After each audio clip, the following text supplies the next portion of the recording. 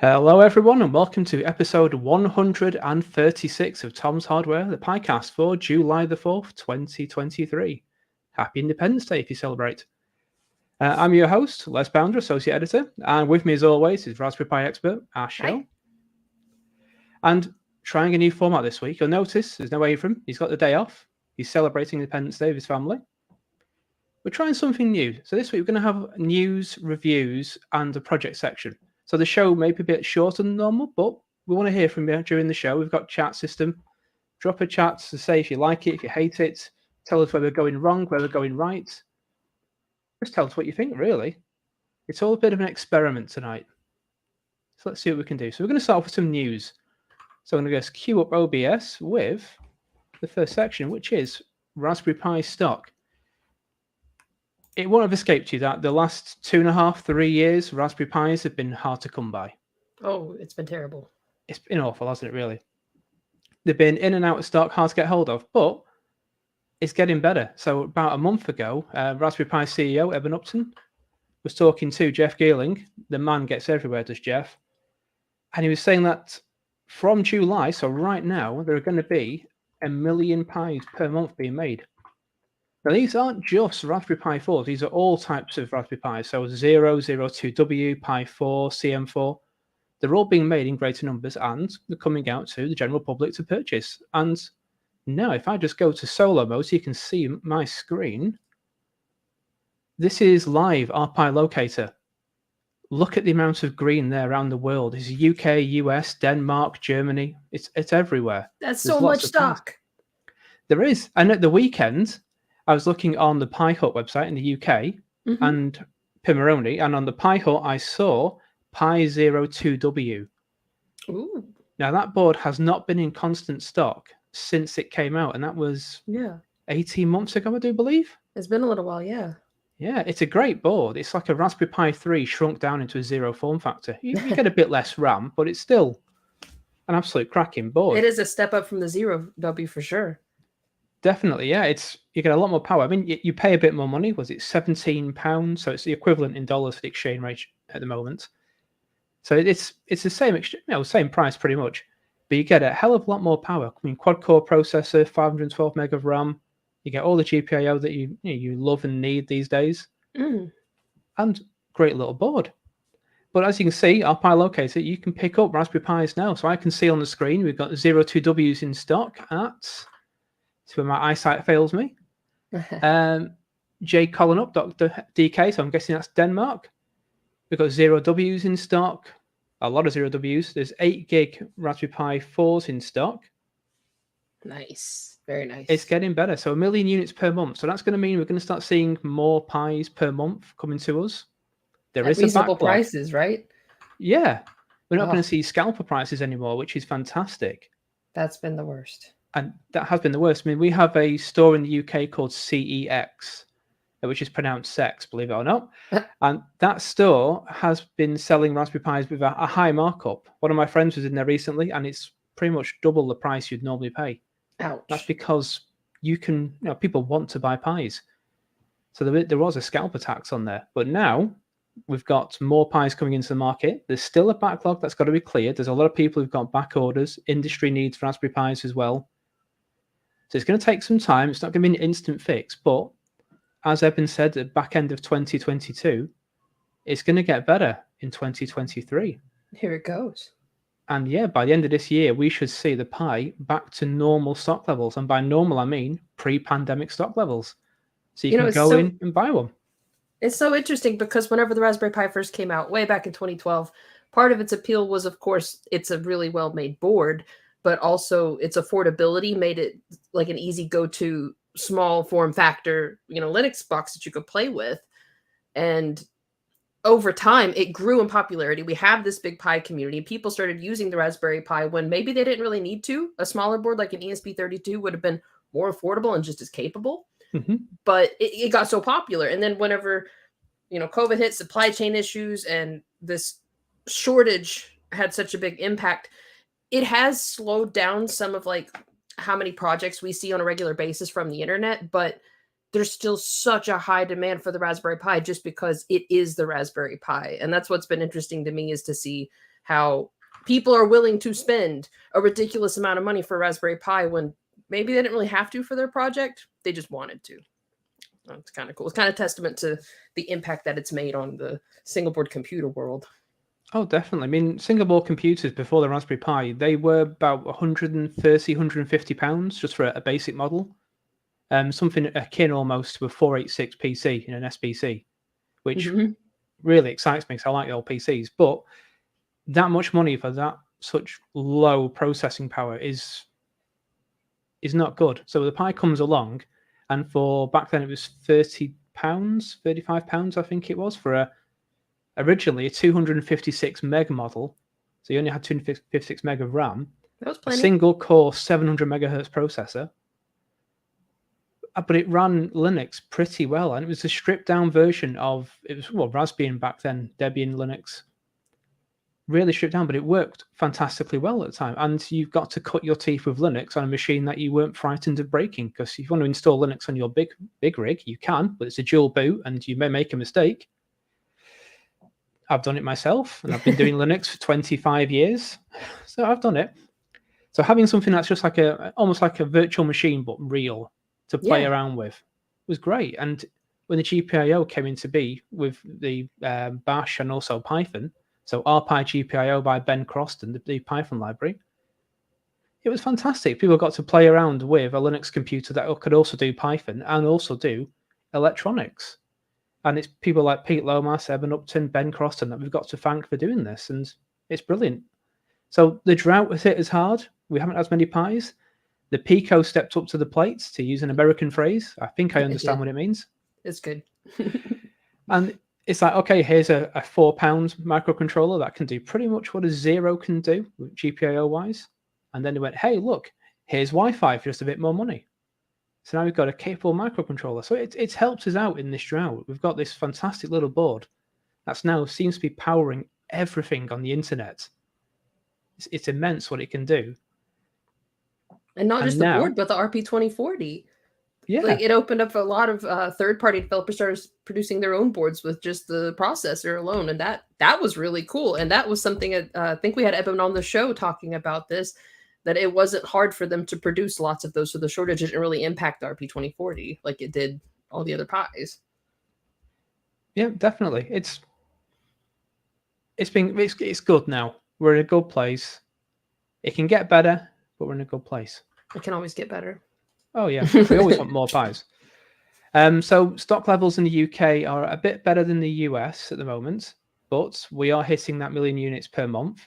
That's and awesome. When the backlog cleared, we all should be good. I said over the weekend, Pi 4s were in stock at Pimoroni and the Pi Hut. That was 2 gig and 8 gig Pi 4 boards. 02Ws in stock as well. And also, interestingly, our Pi Locator, the website that everyone goes to check up on what's going on with Raspberry Pi, they announced over the weekend that they're going to be not as relevant over the next few months, but they're still going to exist. And this is Maker by Mistake who tweeted this, the person behind it who's been a guest on the show. Yeah. So it's interesting to see that they're saying now that they're going to become less relevant because there isn't a need anymore for the Raspberry Pi Locator to say where things are. That's good.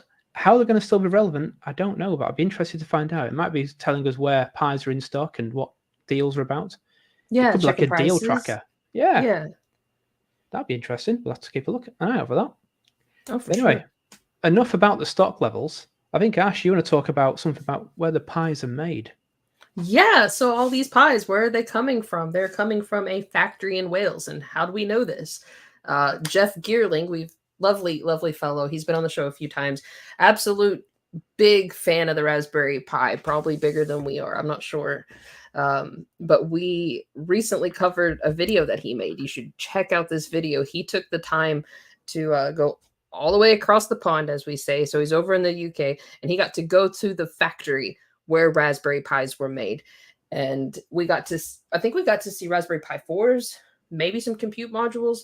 But it's like, if you ever watched that show, How It's Made, it's like that, but for Raspberry Pi. So it was really, really cool. You've got these, some of them are like robotic arms that are moving the components into place. And then they literally bake the pies in an oven to get some of the components to the solder to melt and like heat everything up. And if the robot hand misses something, they have people there to make the corrections. And he got to sit at the table and add a few, I think maybe it was USB ports or Ethernet ports, like, and fit those into place. And he had to be just as fast as the conveyor belt going by to keep up with the demand that they have to reach to hit those new stock levels. So definitely check that one out. That's really cool. And I've never seen anything like it. Yeah, it's immense to see how the production's ramped up at that factory. I went in 2014. We did when I used to teach with Raspberry Pi Foundation, we did Pi Academy in Wales in that factory. And we were teaching teachers to teach Raspberry Pi in their classes. And we had access directly to all of this really cool original. It was the original Model Bs as well, the original form factor before the B Plus came out. Little babies. And it was awesome to see people just wowing at these wave solder machines, just waving solder across all the joints in one go. It's like a screen printer or something. It's really cool. It literally is like a wave of molten solder that goes across. So there's your board. Here's the how it's made definition. And a wave will go across the bottom of the board, and everything that's got flux on it for accepting a solder connection gets hit by solder as it moves along. It's efficient. Oh, it's brilliant. And we asked the person who was manning the machine, could we have a look at one of these boards when it's freshly done? And we thought it's going to take 10 minutes to cool down or something, but they just plucked the board off the conveyor belt with gloves on, obviously. They're not, not daft. And this board was red hot with solder, but all of these pies were freshly done. Oh, freshly baked pie. Smell of hot solder. Yeah, I think it was lead-free solder, so we're all okay. That's good. Something else I thought was cool is they've got some equipment that they made specially for testing their Raspberry Pis, because as they put these components on, you have to do some quality control. You have to make sure that everything did solder correctly. And they show, or I should say, Jeff shows a video clip of there's like a Pi in the machine, and it's got these plugs that just move in on it and connect into all the ports, and it just does a test really quick to make sure everything communicates, and then it unplugs and it goes on to the next one. I just think it's neat. Like imagine being the engineers that get to like design those kinds of equipment to test everything. That's just as fun as making a pie. Oh, definitely, yeah. And those test points that are on the board, they still exist after you get the board home to play with. So you can hack into those test points yourself if you know what they're connected to and you're good with a soldering iron.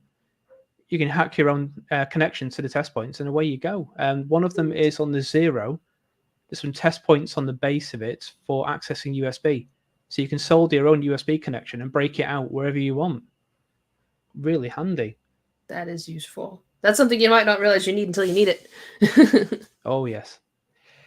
Now, we're moving on now. So I can see in the chat we've got Kevin McAleer. Hi, Kev. And it's very handy that, because the next section is all about Kev. Yeah, Kevin, you're in the show too now. There you go, Kev. So last week we had Phil Howard on from Pimoroni talking about Bluetooth on the Pico W. So as we know, Pico W's Wi-Fi chip now does Bluetooth. It's been a little bit of time to come. It's taken a few months, but it's there. C and C++ got the compatibility earlier on this year, but MicroPython has just got it about 2 weeks ago, maybe 3 weeks now.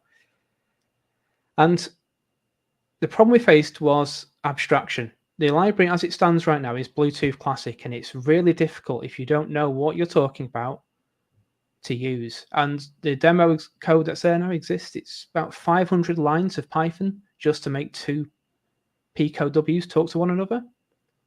It's not great for new starters, and it's not great for my brain. I couldn't work it out. So it took someone with a cleverer mind than I, and luckily Kev was around. So Kev's done a cracking video on this. It explains how it all works, how you can make your own boards talk to one another. And he's got it on YouTube. You can have a look at it. So there's a link in the chat now. So you can have a look yourselves. Take some time, get a drink, have a watch the video after you've watched it, obviously. And just work it out and understand. It's a lot simpler to understand from Kev's video than it is from anything else I've read or listened to recently. So well done, Kev. Absolutely. Really He's nice really into robots too. So I thought I got a kick out of a comment he left up above saying that they have cool robots in that factory. Like, of course he'd be excited about the robots in the pie factory. He's a robot man. Yeah. Well, he's a real man, but he's into robots. Careful of robots. He even has a robot companion on his shoulder. I'm not even joking. He went to a conference, I think it was Maker Central, recently, with a robot companion on his shoulder. That's beautiful. That is nice. So, next bit we want to know. Arduino. Yes, I know this is a Raspberry Pi show, but we have love for Arduino. That's where a lot of makers start their journey. So on the screen right now is the new Arduino Uno R4 Wi-Fi. Pretty. It's a very nice looking board. You'll notice it shares the same Uno layout. So it's been there since day one of the Uno. That's my old R2 Uno has the same layout as this. But this board's got something a bit different. It's got an ARM CPU built into it and an ESP32. So I'm going to just chuck the news story into the chat so you can all have a look at that as I just talk along with it. There's two of these boards. Now, one has Wi-Fi, one doesn't. I'm going to focus more on the Wi-Fi one because it's got more features to look at. It's just a bit more exciting to look at. Let's get my news story up so I can tell you what's going on. So, R4 Wi-Fi and the Minima. I don't know how you pronounce it. Never said it out loud before. But the other one has the same CPU. So this is a ARM Cortex M4, 48 megahertz. And it's got 32K of RAM, so static RAM, and 256K of flash RAM. So it's not an all-powerful machine, but it's an Arduino. It doesn't need all that power. It just sits there and gets the job done. These are great little boards for that. 14 I/O pins, 6 analog inputs. We've got a 12-bit DAC, digital analog converter, PWM, UART pins, that sort of thing. But we've also got a quick connection. So quick, STEMMA QT, Quest connection, whoever you want to call it, it's on there. And if I just go solo so you can see this just a little bit clearer, you'll see just above my head a little creamy white box next to the right of the heart. That's the Quest connection, the STEMMA QT, the quick connection. So you can plug in your sensors, your I2C sensors, whatever you want to use, into there. Yeah. And away you go. And there are thousands of these little sensors you can pick up from Adafruit, SparkFun, Pimoroni, or you can hack your own. But nice little board. But I also said it's got an ESP32, and that's where the Wi-Fi comes into it. We've got an ESP32 as a coprocessor just there to do Wi-Fi. Admittedly, it's over-spec'd just to do Wi-Fi because it's actually faster than the ARM Cortex M4. That's the main brain of the Arduino Uno. The Uno has an ARM Cortex M4 at 48 megahertz. ESP32S3 can run up to 240 megahertz. So it's just a bit of a different. But we don't mind. And this board's coming in at about £27, which is roughly the same in dollars as well. Arduinos are good little boards to play around with. Yes, they're a bit more money than a Pico. That's understandable. But you're getting a lot more board for your money here, a lot more features. And also you're building into, you're buying into the Arduino Uno open source culture as well, which has been around since DOT. I think 2009, I think it all started properly. So yeah, great little board. Old. Yeah, I feel old as well. So I'm going to show you some pictures just quickly of these boards. So there's the Uno R4 Wi-Fi. A nice beauty shot of it so you can see all the connections. It's got a DC barrel jack for 6 to 24 volts if memory serves. USB-C, which is lovely to see. Definitely. You'll never get USB-C in the wrong way around as you can micro USB. Ask me how I know. And here is the Minima version. You'll notice, same layout, but we're missing a few things. There's no ESP32. Yep. A shame, but that's, you got to take something off. Well, and there's the no STEMMA. Yeah. Bingo, yeah, no STEMMA. So no STEMMA QT connection. So this is £20, $20. So you're saving £7, $7 on the full-blown board, which, it's a saving if you don't need it. But personally, I just get the one with Wi-Fi on it. Yeah. Everyone needs Wi-Fi in their projects. Even if they don't need Wi-Fi, they need Wi-Fi. Well, it's common to recycle a board for another project after you're done making one anyway, so maybe your next one needs Wi-Fi. Exactly right. Yeah. Spoken like a true maker. Right, so that's all the news so far. We're going to go into the review section now. We haven't got any fancy jingles or anything for this. I may work on that one day. Reviews. There you go. Ash has done the jingle for us. Or if you want to do a jingle for us, everyone watching, go for it. Send it in. We'll have a look. Recently, I've been reviewing soldering irons. I've done 2 recently. But I'm going to show you the one that's the most recent. This is the Miniware TS1C soldering iron. And this one's different to many other soldering irons in that it's cordless, it's wireless. There's no wires to hold you back. You have full freedom to solder however you want. Just don't hold the hot end. Oh. But this is a lovely soldering iron. Really nice. It's Miniware, who make the TS101, TS100, TS80P, all of those classic smart soldering irons. But this one moves into a soldering station. So you place that soldering iron into the station. Oh, I've got a picture of that. Is that the one I missed? Oh, there you go. So you can put it into the station, and it charges up a supercapacitor in the soldering iron. It takes approximately, they say, 7 minutes to get a full charge for supercapacitor, but you don't need to leave it in there for 7 minutes.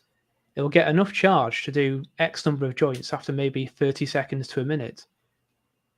So I tested this by building, as you can see here, an RC 2014 kit. And if you don't know what it is, that is a computer from the 1980s, a Zilog Z80, running, I think, is it 8 megahertz? 4 or 8 megahertz, can't remember. But it's akin to something like a Spectrum in the UK or a Timex Sinclair in the US. And I could solder all of that kit with this soldering iron with no issues whatsoever. And I tested what a full charge could do. So I charged up the supercapacitor in the soldering iron for 7 minutes. And I could do 80 joints, one after the other. Small joints, these little male and female header pins you can see there.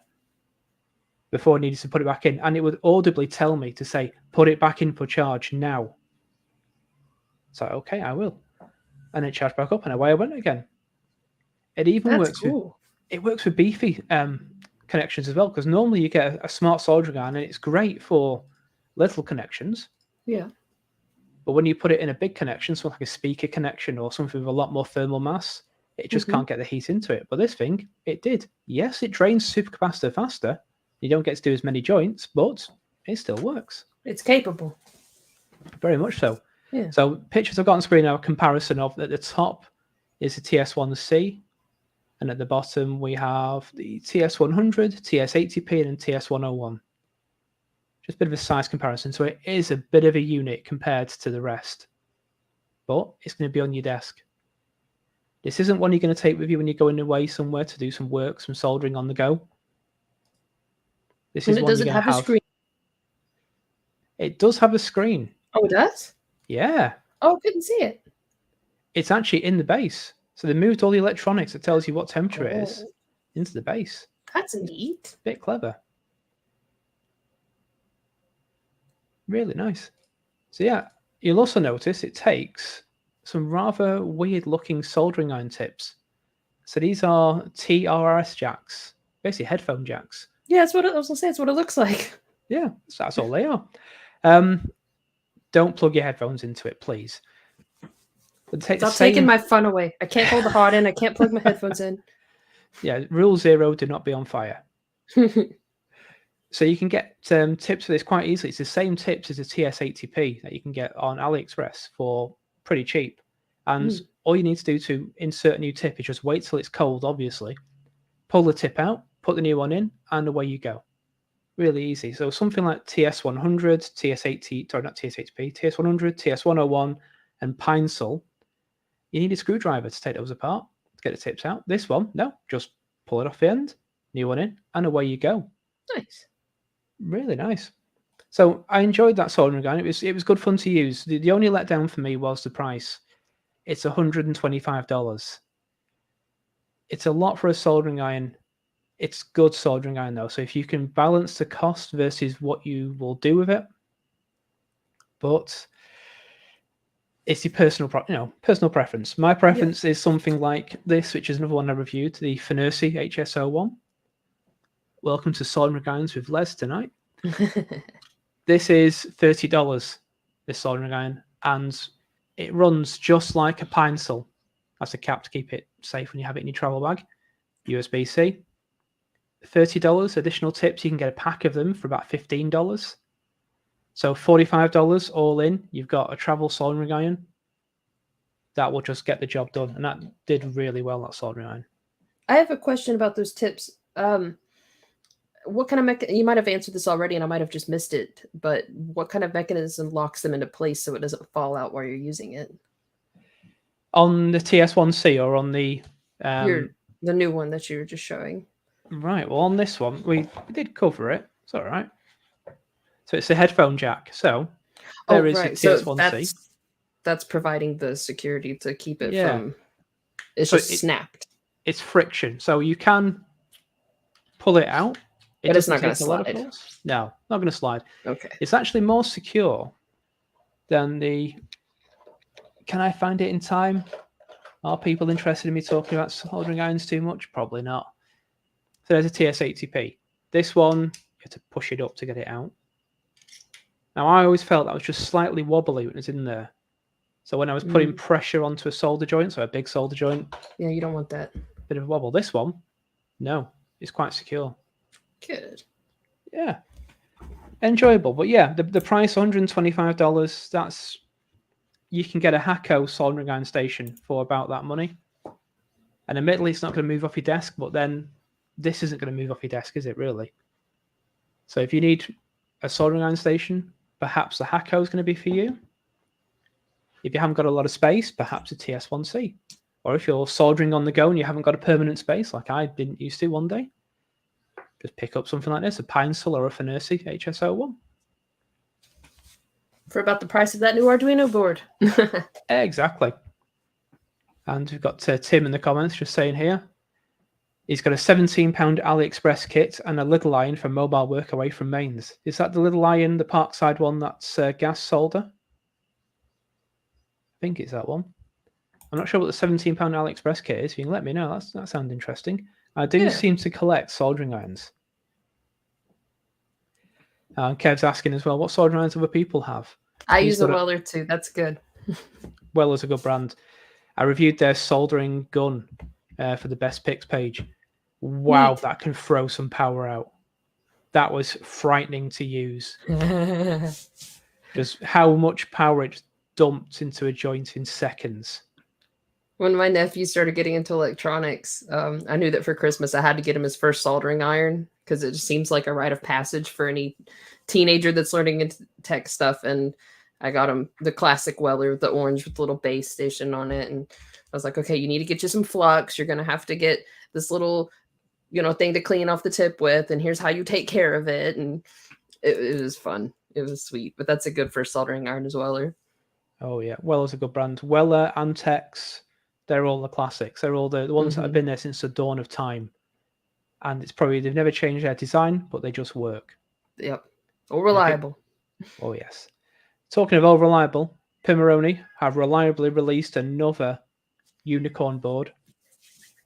You may subtly notice it, just dotted around myself right now. Ooh. This is Stellar Unicorn. It came out today. Is that running disco? This is running disco to a degree. It's Pimoroni's disco. Oh, it's not Les's disco. Not my disco. I've slightly tweaked it though. So I'm just going to put a link in the chat so you can all have a look at that. So I've not done a review of this yet. This review is coming soon. In fact, it's going to be a two-part review. So I've got two boards to review of this. I've got that one and the one behind me. I'm a little bit behind. But they both How have are you pretty powering similar it? technology. Show me. Oh, LiPo. Oh. Is it one of those batteries that they sell on the Pimoroni website that plugs in? No, it's not one of those. This is just it's one of the ones I had in my bits box. So this is still, and yes, Chris, I can see Chris is in the chat. Zodius Infuser, there we go. Chris saw me wearing this at the weekend at Liverpool Makefest, and this is still the same battery charge. It was on for 6 hours on the day, and the last hour with me right now.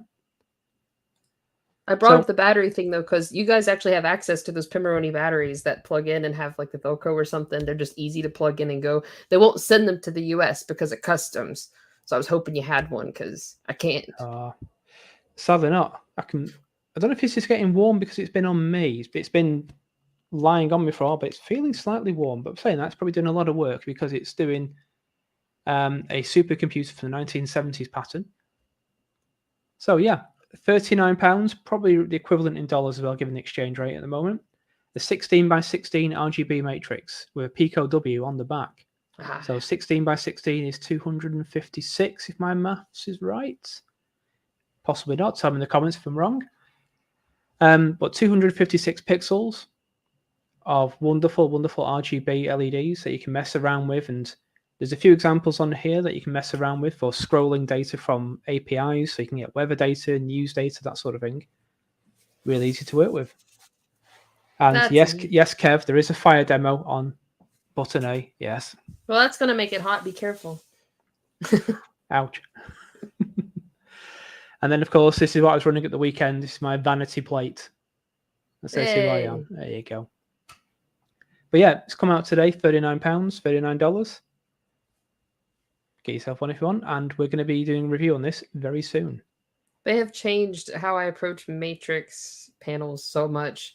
Because I remember just when a few years ago, when we started the Pi, I had some big chonky panels that I got off of probably AliExpress, and I had to use an Adafruit bonnet to connect it to the Pi, and it was just so big and chonky. And now they're like paper thin, and they come with the Pi attached. Yeah, and they got buttons and speakers, and it's just a beautiful artwork. Very good, Paul. We love your artwork. Yeah, I mean, it's just insane how far the technology has come in just a few years. Yeah, it's fantastic. I think it was a Hub 75 LED matrix panels that you could get. So I've got a couple kicking around somewhere. And they were easy to work with once you understood their little idiosyncrasies. But to get to learn the idiosyncrasies, it was a mind bender. It took me a while.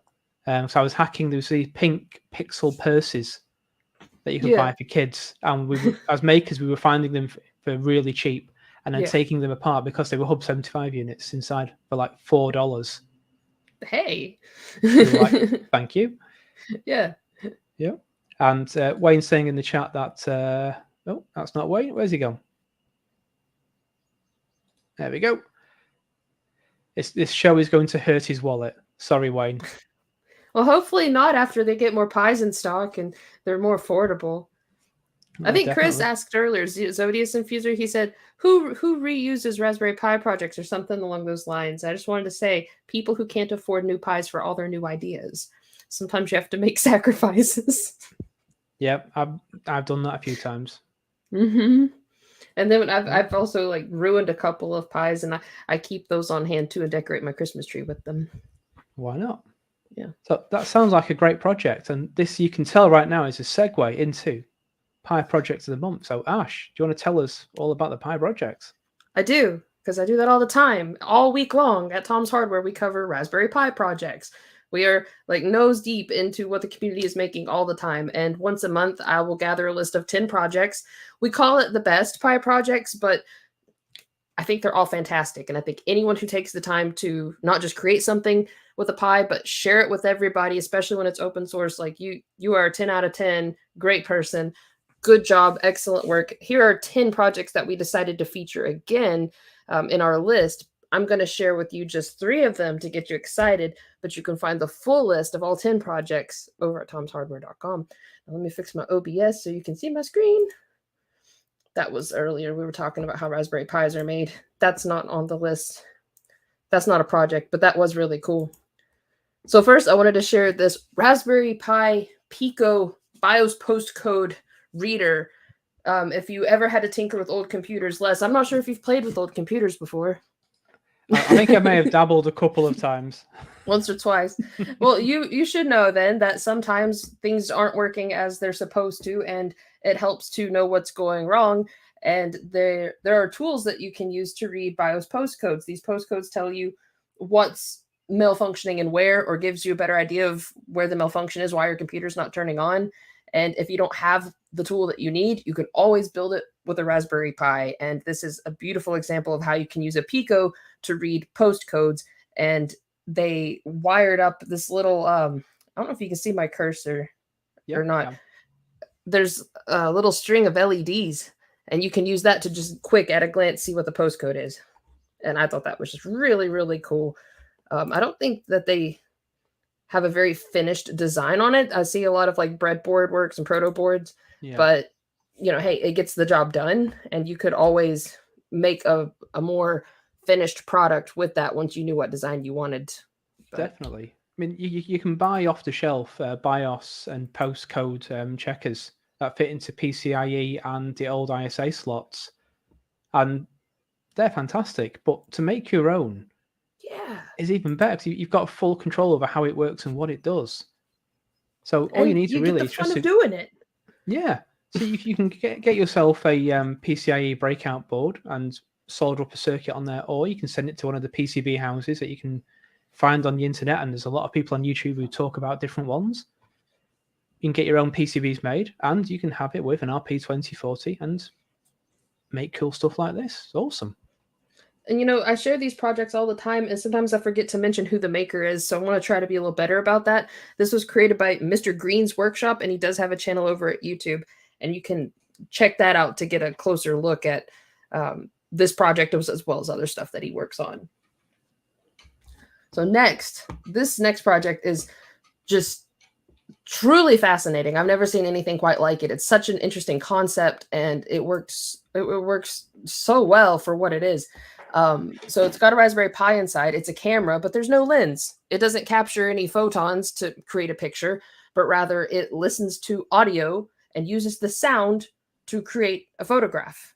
And the kind of image that you will get from this device depends on the model you've trained it with. And in this case, the maker went around Mexico City and took a lot of footage, and he had to associate each frame with a segment of audio, and that's what he used to build up the model for it. So as he goes around town, if you maybe hear a bus drive by and take a picture with this camera, hopefully it will draw from its memory of what it was trained on the model of. Here's a similar sound. You might get a picture with something like a bus or a car, and it's just really, really fascinating.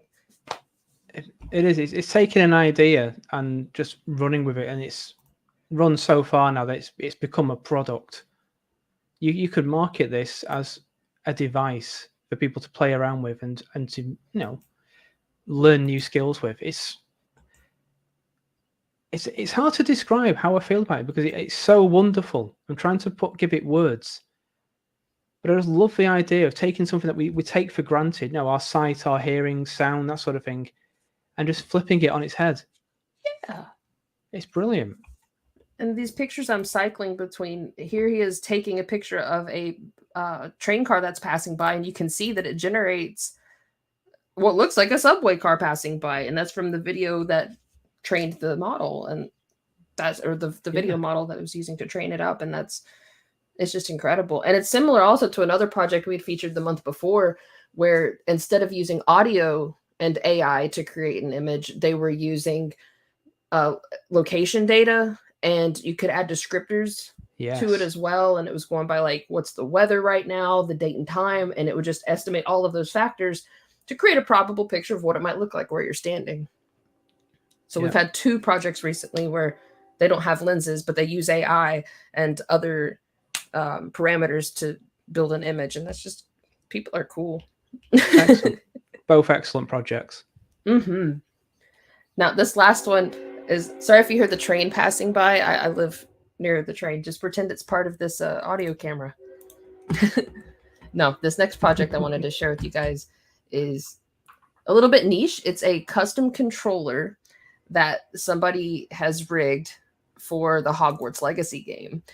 And they've taken a Nimbus 2000 prop. If you're not familiar, that is a broom that the titular character of Harry Potter uses to fly around while playing the game Quidditch, or I guess just flying around because it's fun.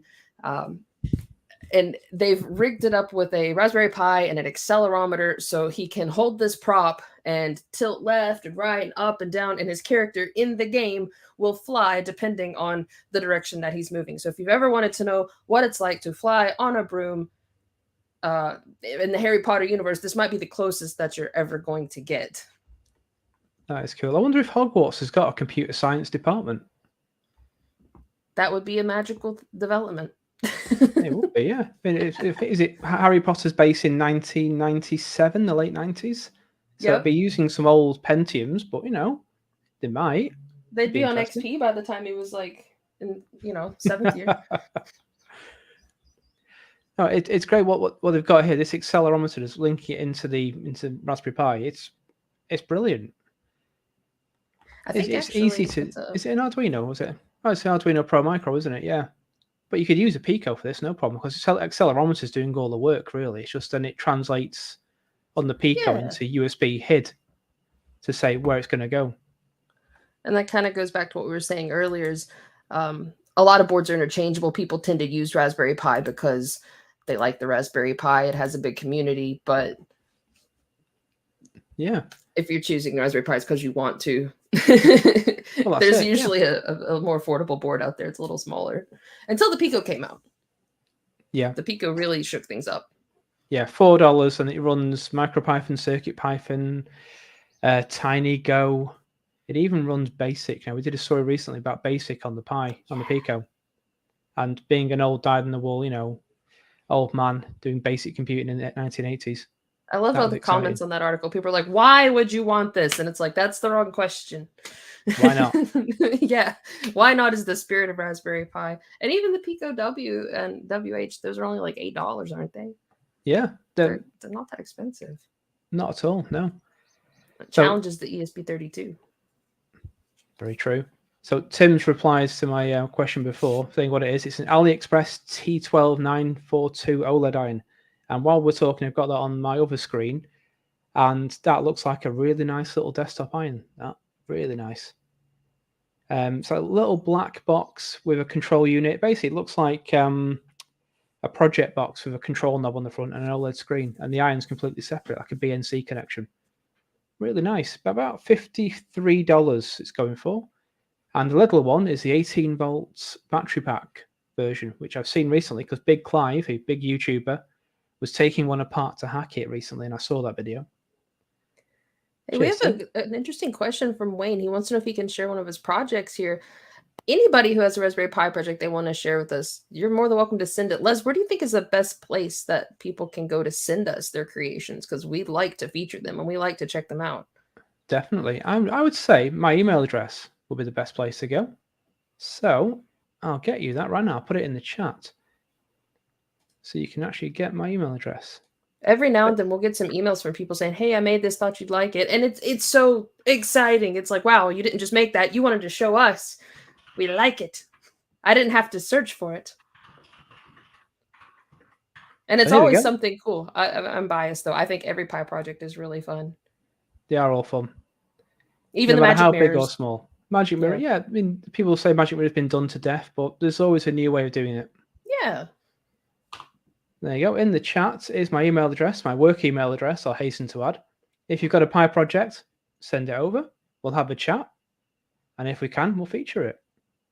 But we do love to see projects on our pages. And I said this is going to be a shorter show this week. It's actually longer. It's now 43 minutes. We've been gabbling. We've done a lot tonight. So thank you for being our guinea pigs and watching.